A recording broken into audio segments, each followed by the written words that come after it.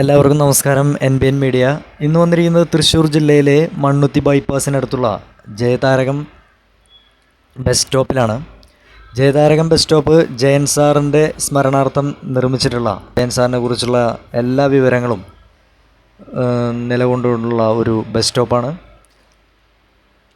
ഇവിടെ വന്നു കഴിഞ്ഞാൽ നമുക്കെല്ലാം കാണാം. ജയൻ സാറിൻ്റെ അഭിനയിച്ച ചിത്രങ്ങളെക്കുറിച്ചുള്ള ഒരു മഹത്തായ ശേഖരം തന്നെ ഇവിടെയുണ്ട്. എനിക്ക് തോന്നുന്നു തൃശ്ശൂർകാരനാണ്, ഞാനും ഒരു തൃശ്ശൂർകാരനാണ്. എങ്കിലും ഇതുപോലൊരു ജയൻ സാറിൻ്റെ വിവരങ്ങളടങ്ങിയ ഒരു ബസ് സ്റ്റോപ്പ് നമ്മുടെ തൃശ്ശൂർ ജില്ലയിൽ നിർമ്മിച്ച ജയതാരകം ഗ്രൂപ്പിനോട് തന്നെ നമ്മൾ നന്ദി അറിയിക്കുകയാണ്. വളരെ മനോഹരമായി തന്നെയാണ് ജയതാരകം ബസ് സ്റ്റോപ്പ് ഇവിടെ തൃശ്ശൂർ ഈ മണ്ണുത്തി ബൈപ്പാസിനടുത്ത് നിലകൊള്ളുന്നത്. നിങ്ങൾക്ക് വന്നു കഴിഞ്ഞാൽ ഇവിടെ കാണാവുന്നതാണ്.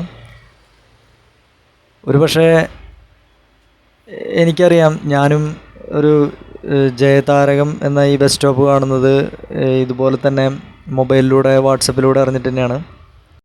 അപ്പോൾ ഇത് പിന്നീട് നമ്മൾ ജയൻ സാറിൻ്റെ സിനിമകൾ കണ്ടതിന് ശേഷം ജയൻ സാറിൻ്റെ അഭിനയ രീതിയും അതുപോലെ തന്നെ ചടുലമായ ആക്ഷൻ രംഗങ്ങളും അഭിനയ ശൈലി കൊണ്ടും നമുക്കറിയാൻ സാധിച്ചു.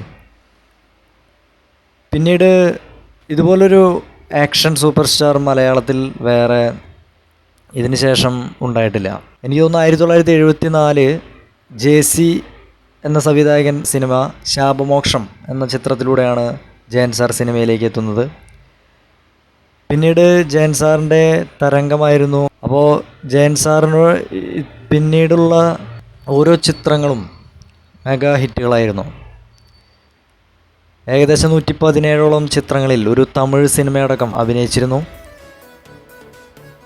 പിന്നീട് കൂളിടക്കം എന്ന ചിത്രത്തിലാണ് അവസാനമായി അഭിനയിച്ചത്. അതിലൊരു ഹെലികോപ്റ്റർ ക്രാഷിലാണ് അഭിനയിക്കുന്നതിനിടയിൽ മരണപ്പെട്ടു.